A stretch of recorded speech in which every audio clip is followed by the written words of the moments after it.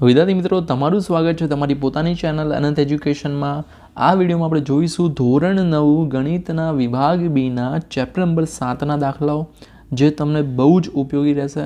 તો વિદ્યાર્થી મિત્રો, ડિસ્ક્રિપ્શનમાં તમને પ્લેલિસ્ટ આખું મળી જશે, જેમાં તમામ જે આગળના વિડીયોઝ હોય કે પછી જે આવવાના છે વિડીયોઝ, એ બધા તમને ત્યાં મળી જશે. તમારે ફક્ત એક નિયમનું પાલન કરવાનું છે કે જેટલા પણ દાખલા તમે આ વિડીયોમાં જુઓ, એકવાર વિડીયો જુઓ, પોઝ કરો વચ્ચે અને પછી જાતે ટ્રાય કરો એ દાખલાઓ, જેથી તમને પરફેક્ટલી આવડી જાય. ઓકે, અને દરરોજ એક વિડીયો જુઓ. આઈ થિંક જેટલા બી 20-23 વિડીયોઝ હશે તો જલ્દી એટલા દિવસમાં તમારું પતી જશે. અને જો તમે 2-3 વિડીયો જુઓ તો તમારું જલ્દી આખો સિલેબસ કવર થઈ જશે. પણ મહત્ત્વનું એ છે કે તમે જે જુઓ છો એ તમને આવડે, રાઈટ? બાકી વિડીયો જોવાનો કોઈ મતલબ નથી. તો સૌથી પહેલો છે ત્રિકોણ PQRમાં ખૂણો Q બરાબર ખૂણો R છે. તો ધારો કે આ આપણે એક ત્રિકોણ દોરીએ. ઓકે, હવે ત્રિકોણ PQR. હવે આમાં શું છે? Q અને R સરખા છે, બરાબર? કે ભાઈ Q અને R શું છે? સરખા. જો PQ બરાબર 6 સેમી અને QR બરાબર 9 સેમી, તો ત્રિકોણ PQRની પરિમિતિ શોધો. તો ત્રિકોણ PQRમાં ખૂણો Q બરાબર ખૂણો R માટે આપેલ ત્રિકોણ સમદ્વિબાજુ ત્રિકોણ છે. ભાઈ સમદ્વિબાજુ કેમ? કારણ કે સમાન ખૂણાની સામસામેની બાજુ સરખી હોય, રાઈટ? અહીં PR બરાબર PQ બરાબર કેટલા આવશે? 6 સેમી. કેમ સરખા તે ખબર પડી ને કે ભાઈ સમદ્વિબાજુ ત્રિકોણમાં શું હોય?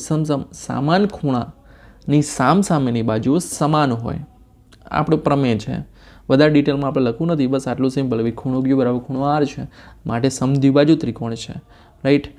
તો Qની સામેની બાજુ એટલે PR અને Rની સામેની બાજુ એટલે PQ. હવે PQ ને PR સમાન હોય. હવે મારે શોધવું છે ત્રિકોણ PQRની પરિમિતિ. તો ત્રિકોણ PQRની પરિમિતિ બરાબર શું આવશે? PQ વત્તા QR વત્તા PR. PQ કેટલા છે? 6. QR કેટલા છે? 9 આપેલા છે, બરાબર? અને આ PR 6, આ 6 થશે. તો 6 ને 6 12, 12 ને 9 21. તો 21 સેમી જવાબ આવે. કેટલો ઇઝી દાખલો હતો કે નહીં? હતો ને? એકદમ ઇઝી. તો પછી આમાં બસ મોસ્ટ ઓફ દાખલા આવા છે સમદ્વિબાજુ ત્રિકોણના, બરાબર? તો એનો બેઝિક નિયમ તમે યાદ રાખો કે ભાઈ સમાન બાજુ હોય ને, જેમ કે PQ અને PR સમાન છે, તો એના સામસામેના ખૂણા સમાન હોય. અને સમાન ખૂણાની સામસામેની બાજુઓ સમાન હોય, બરાબર? બંને એકબીજાથી વિરુદ્ધ, મતલબ સેમ જ છે. ઓકે, તો યાદ રાખજો. હવે જો જેમાં ખૂણો એ 90 અંશ હોય, ચલો કાટકોણ ત્રિકોણ, તો આ 90 અંશ છે, બરાબર? AB ધારો કે આને B કહી દઈએ, નાના C કહી દઈએ. AB અને AC સમાન છે. તો ABAC સમાન હોય મતલબ શું? ABની સામેનો AB છે એની સામેનો ખૂણો કયો? ખૂણો C.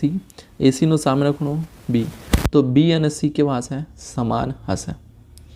અહીં AB બરાબર AC. જો તમારે પ્રમેય જોવો હોય કે ભાઈ આ કયા પ્રમેય અનુસાર થાય છે, તો એ પણ તમને દેખાડી દઉં ડાયરેક્ટલી બુકમાંથી કે ભાઈ સમદ્વિબાજુ ત્રિકોણની બે સમાન બાજુઓના સામેના ખૂણા સમાન હોય તો પ્રમેય 7.2 અનુસાર, રાઈટ? અને પ્રમેય 7.3 શું કહે છે? ત્રિકોણના સમાન ખૂણાની સામેની બાજુ કેવી હોય? સમાન હોય છે. તો આપણે લખવું હોય તો લખી શકીએ કે ભાઈ પ્રમેય અહીં AB બરાબર AC માટે પ્રમેય 7.2 અનુસાર 7.2 મુજબ ખૂણો B બરાબર ખૂણો C. ઓકે, હવે ત્રિકોણ ABCમાં ખૂણો A વત્તા ખૂણો B વત્તા ખૂણો C બરાબર 180 અંશ. એ કેટલા છે? 90 અંશ છે. હવે Bની જગ્યાએ હું B છે એની જગ્યાએ C અથવા Cની જગ્યાએ B મૂકી શકીએ, તો લખી દઈએ. ચલો, C વત્તા ખૂણો C બરાબર 180 અંશ. હવે આ બરાબર એટલે લખ્યું આપણે કે ભાઈ બી બરાબર આપણે સી લીધા. હવે 90 એમના એમ. ચલો આપણે એને સામેની સાઈડ લઈ જઈએ એટલે શું આવશે? પહેલાં તો એક ખૂણો સી અને બીજો એટલે 2 ગુણ્યા ખૂણો સી બરાબર 180 ઓછા 90 અંશ. 2 ગુણ્યા ખૂણો સી બરાબર 180માંથી જે 90 જાય તો 90 રહેશે. તો ખૂણો સી બરાબર 90/2. હવે 90/2 કરીએ એટલે કેટલા આવે? 45 અંશ મળે. તો આમ ખૂણો બી બરાબર ખૂણો સી બરાબર 45 અંશ. આ આપણો જવાબ. ઓકે, હતો ને એકદમ ઇઝી દાખલો, એમ જોઈને અઘરું લાગે, પણ પ્રમેય 7.2 ફરી કહી દઉં કેવું કે ભાઈ સમાન બાજુઓ હોય એના સામસામેના ખૂણા કેવા હોય? સરખા હોય. હવે દાદી મારો જોઈએ ત્રીજો દાખલો. તો ત્રિકોણ PQRમાં PQ બરાબર PR છે. ફરી શું આવ્યું કે ભાઈ બે બાજુ સમાન છે. હવે બે બાજુ સમાન છે તો અહીં PQ બરાબર PR માટે પ્રમેય 7.2 અનુસાર 7.2 મુજબ જો ભાઈ PQR આપણે દોરી લઈએ એકવાર ત્રિકોણ એટલે ખ્યાલ આવે કે સામે કયો આવશે? PQR. તો PQની સામેનો ખૂણો એટલે R અને PRની સામેનો ખૂણો એટલે Q મુજબ ખૂણો Q બરાબર ખૂણો R થાય. ઓકે, સમાન બાજુઓના સામેના ખૂણા સમાન હોય, આ નિયમ છે. પ્રમેય 7.2 એમ કહે છે. તમારે લખવું દેવું તો પણ લખી શકીએ કે સમાન બાજુઓના સામેના ખૂણાઓ સમાન હોય માટે ખૂણો Q બરાબર ખૂણો R થાય. આ રીતે પણ લખી શકો. ઓકે, જેમ કે હું અહીંયા લખી દઉં તો કે ભાઈ સમાન બાજુના સામેના ખૂણા પણ સમાન થાય.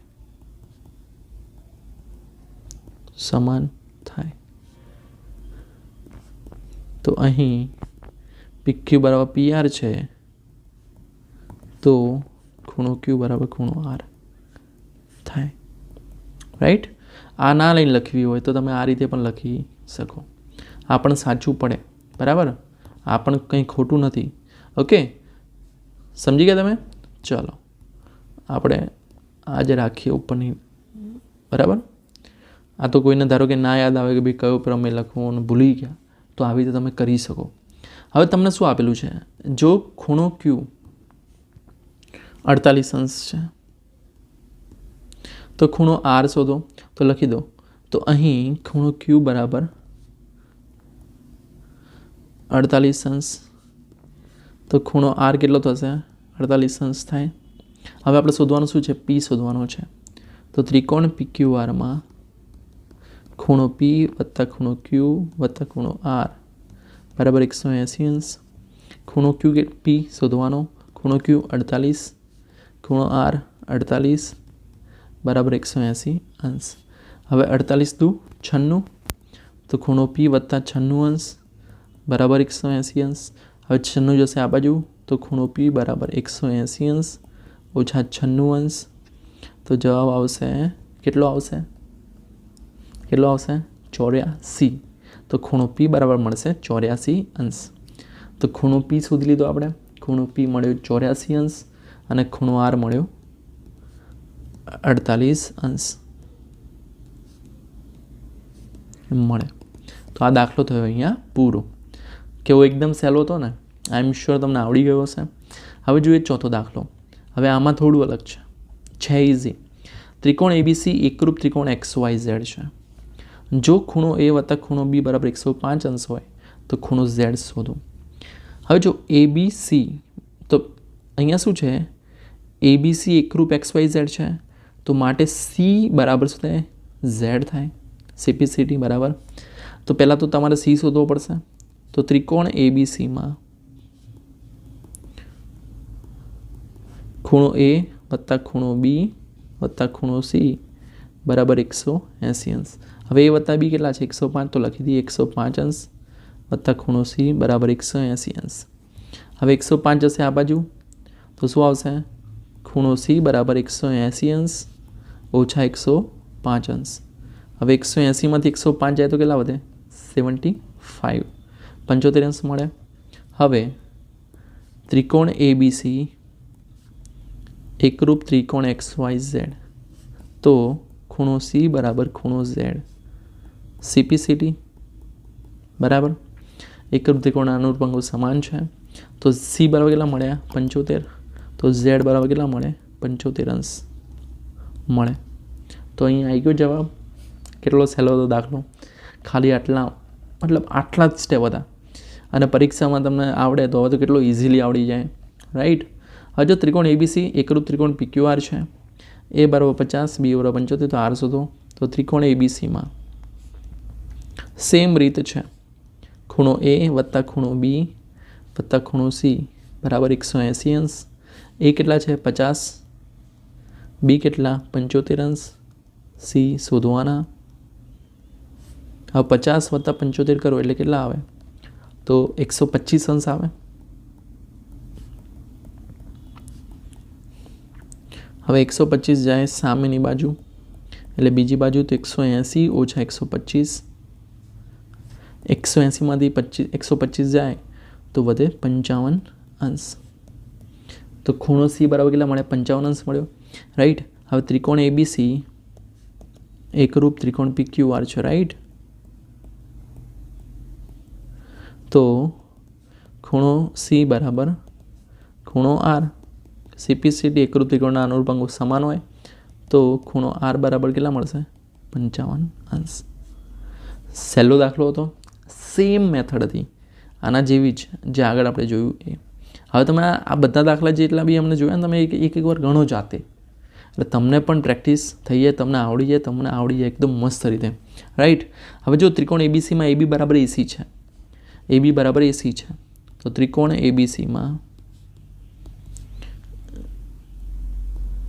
AB બરાબર AC છે, તો પ્રમેય 7.3 અનુસાર 7.2 અનુસાર કયો પ્રમેય હતો આપણો, એ જ કે ભાઈ સમાન બાજુના સામેના ખૂણા કેવા હોય સમાન હોય, રાઈટ.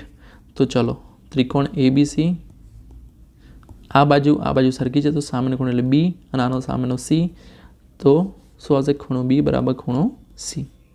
હવે ત્રિકોણ એબીસીમાં ખૂણો એ વત્તા ખૂણો બી વત્તા ખૂણો સી બરાબર 180 અંશ. એ કેટલા છે 50 છે, બીની જગ્યાએ હું સી મૂકી દઉં છું, તો ખૂણો સી વત્તા ખૂણો સી બરાબર 180 અંશ. કેમ ભાઈ શું કર્યું, તો આપણે બીની જગ્યાએ સી મૂક્યા ને તો લખવું પડશે કૌંસમાં કે બી બરાબર સી મૂક્યા. હવે 50 પેલી બાજુ જાય, ખૂણો સી વત્તા ખૂણો સી એટલે 2 ગુણ્યા ખૂણો સી, 180માંથી 50 કાઢવાના છે એટલે કેટલા વધશે 130 અંશ. હવે 2 જશે છેદમાં, તો ખૂણો સી બરાબર 130 ભાગ્યા 2 એટલે મળશે 65 અંશ. તો ખૂણો સી બરાબર 65 અંશ, તો ખૂણો બી બરાબર પણ કેટલા મળે 65 અંશ મળે. તો લખી દઈએ જવાબ કે ભાઈ ખૂણો બી બરાબર ખૂણો સી બરાબર 65 અંશ થાય. તો આટલા જ દાખલા હતા, ટોટલ 6 દાખલા. આઈ એમ શ્યોર તમને બધા દાખલા આવડી ગયા હશે, એકદમ ઇઝી હતા, રાઈટ. અને હવે જોઈશું નેક્સ્ટ વિડીયોમાં પ્રકરણ 9ના દાખલાઓ, જેમાં તમને ઘણું બધું શીખવા મળશે. તો જલ્દીથી ચેનલને સબસ્ક્રાઈબ કરી લો, તમારા મિત્રોને શેર કરો આ વિડીયો. ફરી મળીએ નેક્સ્ટ વિડીયોમાં, ત્યાં સુધી good bye, take care, all the best.